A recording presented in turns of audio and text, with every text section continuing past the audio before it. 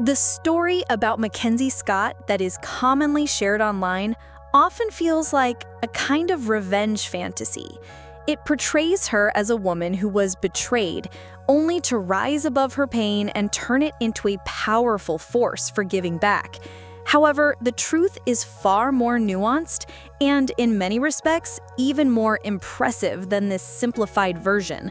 Her journey isn't just about breaking her silence or revealing hidden truths. It's about the remarkable path of a woman who played a key role in building one of the biggest companies in the world. Afterward, she made the conscious decision to donate billions of dollars using a groundbreaking and innovative approach to philanthropy, one that challenges traditional ideas about wealth, influence, and how social change happens. McKenzie Scott Tuttle's journey didn't start with Jeff Bezos, but rather with her intense intellectual drive during her time at Princeton University in the late 1980s and early 1990s. As an English major, she had the opportunity to learn from Toni Morrison, the renowned Nobel Prize-winning author, who was not only her professor, but also a profound influence on her way of thinking. Morrison, famous for her fearless exploration of American history and her dedication to amplifying the voices of marginalized groups, deeply impacted McKenzie. Through her mentorship, McKenzie developed a strong appreciation for how literature can serve as a powerful instrument for promoting social justice and inspiring change in society. McKenzie's early encounter with Morrison's philosophy that storytelling holds the power to humanize those who have been dehumanized and restore dignity to people society often neglects would prove to be deeply prophetic many years later. She was much more than just a student at Princeton.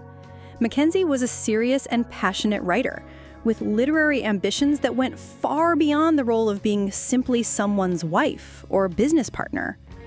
Her senior thesis, along with her early writings, revealed a mature and sophisticated grasp of narrative techniques and social issues. These insights later shaped her unique approach to philanthropy, where she didn't view giving as mere charity, but rather as a way to correct narratives, empowering and providing resources to those whose voices and stories had long been overlooked and unheard. In 1992, McKenzie began working at D.E. Shaw, a cutting-edge quantitative hedge fund that was at the forefront of using computer models and algorithms for financial trading. This was far from a casual career choice. D.E. Shaw was famous for recruiting exceptionally talented individuals from prestigious universities, and McKenzie had to prove her abilities through rigorous interviews that tested not only her intellectual capacity, but also her skill in thinking systematically about highly complex problems. It was during her time at D.E. Shaw that she met Jeff Bezos, who was already making a name for himself within the company. Bezos was well known for his distinctive laugh and his unique talent for identifying patterns and opportunities that others often overlooked. Contrary to the romantic myths that often surround their story, McKenzie wasn't instantly captivated or swept off her feet by Jeff Bezos. Instead, she was deeply focused on advancing her own career and had clear personal ambitions within the financial and technology sectors. Their relationship developed as much through intellectual connection as it did through romance. They engaged in thoughtful debates about literature, economics, and the exciting new possibilities brought about by computer technology. Jeff admired McKenzie's sharp analytical mind and her unique talent for recognizing links between ideas that at first seemed unrelated. At the same time, McKenzie was genuinely drawn to Jeff's visionary outlook and his contagious enthusiasm for innovation and groundbreaking ideas. The rapid pace of their relationship, getting engaged within just 3 months and married within 6, reflected far more than mere passion.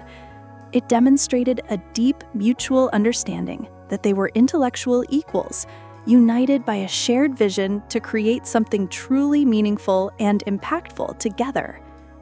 This wasn't a simple story of a woman being swept off her feet by a successful man. Rather, it was about two highly capable individuals, recognizing that their combined strengths and talents could achieve far greater things together than they could separately. The origins of Amazon highlight this true partnership in building a global empire. Jeff's decision to leave D.E. Shaw and launch Amazon was not a lone epiphany. It was the result of countless thoughtful conversations with McKenzie about the internet's vast potential and the rapidly evolving world of commerce.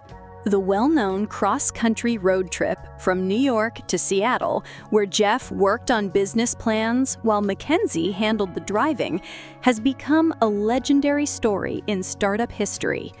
However, this journey represents much more than just a simple anecdote about their early days. It highlights the true nature of their partnership. McKenzie wasn't merely supporting her husband's vision from the sidelines, she was actively involved in shaping and building that dream alongside him. Her strong literary background turned out to be surprisingly valuable during Amazon's infancy. She viewed books not just as commercial products, but as important cultural artifacts, and she played a key role in developing Amazon's early recommendation systems by applying her deep understanding of how readers discover new authors and genres. As Amazon's very first accountant, McKenzie took charge of the financial systems that enabled the company to effectively track inventory, manage cash flow, and eventually scale up to handle its rapidly growing demand.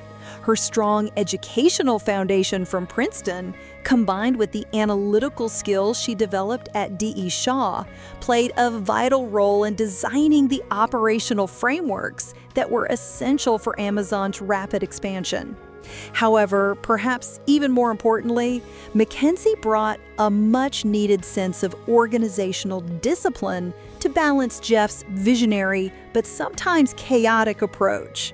While Jeff was the charismatic public face of Amazon, sparking excitement and attracting investors, it was often McKenzie who made sure that those ambitious ideas were translated into practical operational realities that kept the company running smoothly. McKenzie took on many critical roles in Amazon's early days. She hired the company's first employees, negotiated important supplier contracts, and oversaw the day-to-day logistics that ensured books moved efficiently from Amazon's warehouse straight to customers' doorsteps. Throughout this time, their personal life mirrored their strong dedication to building the business. Despite Amazon's rapidly increasing success and potential wealth, they chose to live modestly, continuing to drive their 1996 Honda Accord long after they could have easily afforded luxury vehicles. This wasn't merely about being frugal. It was a deliberate and thoughtful decision to channel as many resources as possible back into the company to fuel its continued growth and expansion. The massive success and transformation of Amazon changed everything in both the company and Jeff and McKenzie's relationship. As Amazon grew from a simple online bookstore into a global e-commerce powerhouse, the dynamics between the two inevitably shifted. The business they had built together started to demand more and more of Jeff's time and attention, leaving less space for the deep intellectual partnership that had characterized their early years of marriage. Jeff's transformation happened gradually, but was clearly noticeable. The man who once made time for peaceful breakfast conversations with his family slowly became someone whose daily schedule was tightly controlled and managed by teams of assistants and executives. The partner who had once deeply valued McKenzie's insights and input on major business decisions had now evolved into a CEO surrounded by a growing network of executives and advisors, each with their own agendas and priorities. McKenzie found herself in a position that has become all too common for the spouses of highly successful entrepreneurs. While she was still married to the man she loved, the life they had once built together seemed to be slipping away, gradually overshadowed by the relentless demands of corporate growth and the ever-increasing public expectations that came with Amazon's success. The founding of Blue Origin in 2000 marked another significant shift in Jeff's ambitions. No longer satisfied with reshaping commerce here on Earth, he began focusing on his vision of space exploration. While this new venture wasn't necessarily problematic in itself, it highlighted a growing trend in Jeff's decision-making, one where he started making major choices without the kind of collaborative discussions that had defined their earlier relationship. In response, McKenzie chose to shift her focus toward her own passions, immersing herself in writing and dedicating more time to raising their 4 children, carving out a space for herself outside the growing demands of Jeff's expanding empire. In 2005, McKenzie published her debut novel, The Testing of Luther Albright, which received positive reviews and served as a clear indication that her literary ambitions were just as serious and driven as they had ever been. However, the book's modest commercial success felt almost insignificant in the shadow of Amazon's soaring billion-dollar revenues and Jeff's rapidly growing fame. The contrast between her writing life and Jeff's business empire highlighted the parallel nature of their careers, with McKenzie carving out her own path in literature, while Amazon continued its meteoric rise.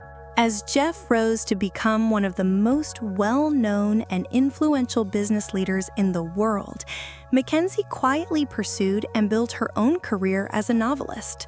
Her literary work demonstrated a keen and sophisticated understanding of character development and the complexities of social dynamics, insights that would later shape her unique approach to philanthropy. The Testing of Luther Albright delved into deep themes such as family loyalty, moral compromise, and the hidden, often overlooked costs of ambition, reflecting McKenzie's thoughtful exploration of human nature and ethical dilemmas.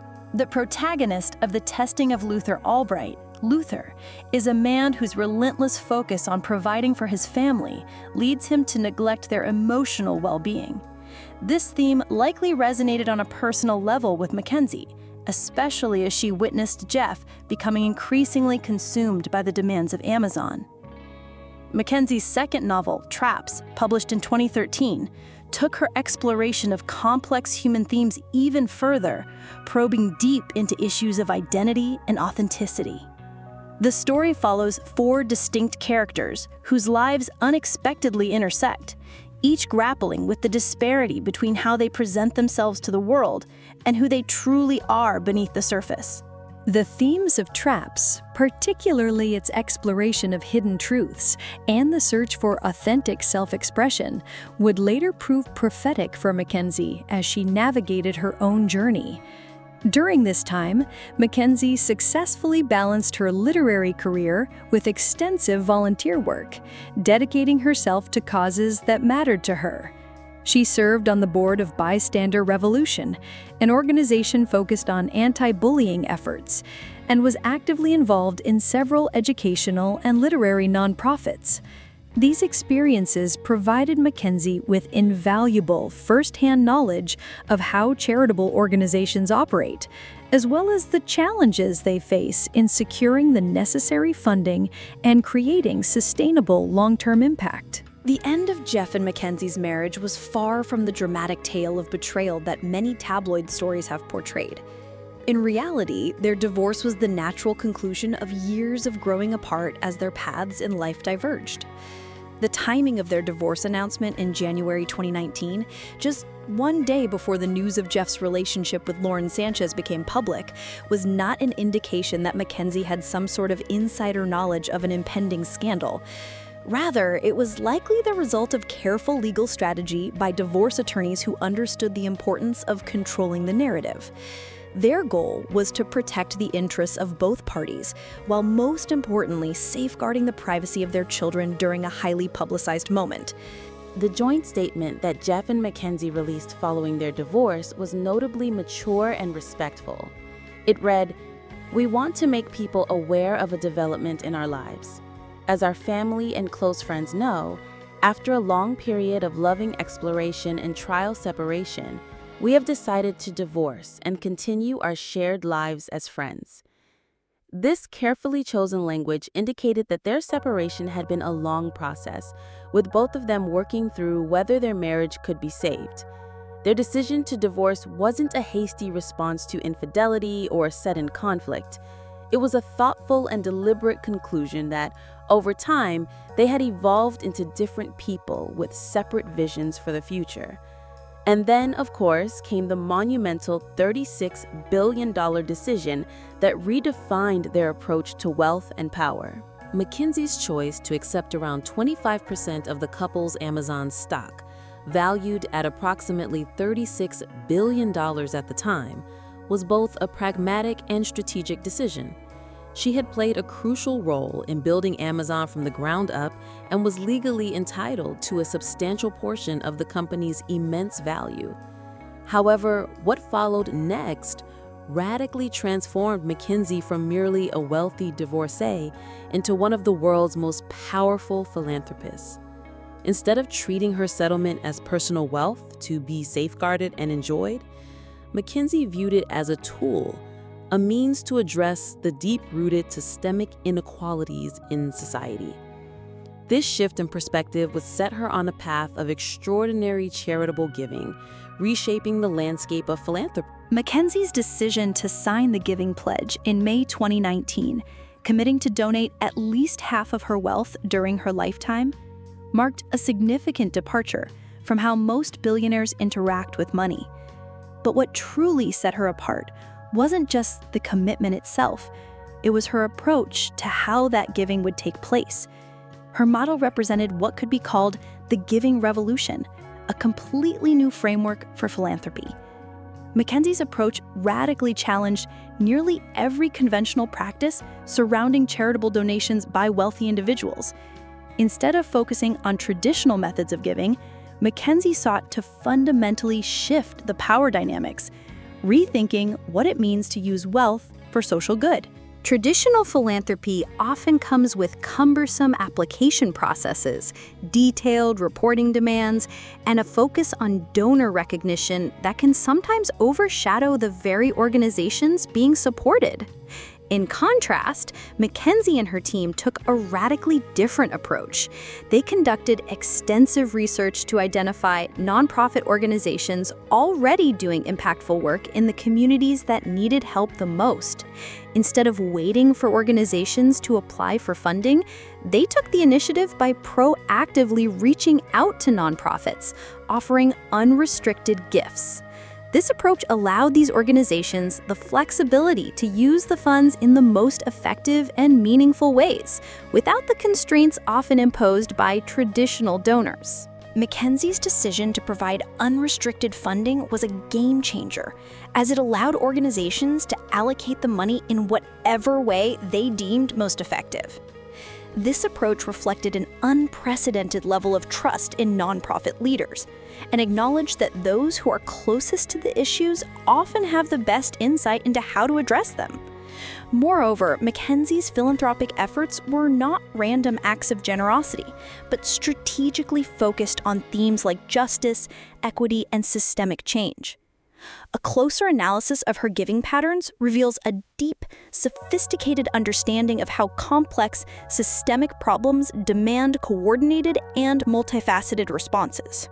McKenzie's philanthropic strategy targets multiple pressure points at once, distributing funds to a variety of organizations that tackle different aspects of societal issues. She supports direct service organizations, advocacy groups, research institutions, and grassroots movements, ensuring that her impact spans across different levels of activism and assistance. Her focus on racial equity is evident in her support for groups like the NAACP Legal Defense Fund, which works to challenge discriminatory laws and policies, and the United Way, which provides immediate services to communities in need. She also supports historically Black colleges and universities, which play a crucial role in nurturing the next generation of leaders. This multidimensional approach underscores her belief that meaningful, lasting change requires a balance between immediate relief efforts and long-term systemic transformation. Similarly, McKenzie's commitment to gender equity is reflected in her support for a wide range of organizations, including those focused on reproductive rights, workplace equality, and the prevention of gender-based violence. Her donations to LGBTQ+ organizations are equally diverse, supporting both advocacy groups working on policy reforms and service providers offering direct assistance to vulnerable individuals within the community. What sets McKenzie apart is her strategic geographical approach to giving. While many wealthy donors tend to focus on major metropolitan areas where they have personal connections or visibility, McKenzie has intentionally prioritized organizations that serve rural and underserved communities. These areas often face challenges in securing large donations, making her support especially critical in helping them make a lasting impact. The choice to adopt the surname Scott, rather than returning to her maiden name, Tuttle, carried additional significance. By not reverting to her father's name, McKenzie chose to avoid the pattern of transferring her identity from one male figure to another. Instead, she selected a name that was uniquely her own, symbolizing a fresh start and the person she was becoming, rather than being tethered to the person she had been. This decision mirrored her broader philosophy on philanthropy, which places a strong emphasis on preserving the autonomy and dignity of those receiving support, rather than elevating the donor's recognition or image. It was a choice rooted in empowerment, both for herself and for the organizations she supported. Just as McKenzie provides unrestricted funding to organizations, allowing them to make their own decisions, her choice to adopt the name Scott was an assertion of her own decision-making authority. It was a statement of independence, reinforcing her belief in self-determination. Her second marriage and subsequent divorce from Dan Jewett, a high school science teacher between 2021 and 2023, offered McKenzie valuable insights into her evolving understanding of personal relationships. This brief chapter in her life reflected her deepening self-awareness, helping her refine what she truly desired from her relationships and how those desires aligned with her values and growth. McKenzie's second marriage to Dan Jewett marked a return to the core values that had defined her earlier relationship with Jeff: intellectual connection, shared purpose, and mutual respect for each other's work.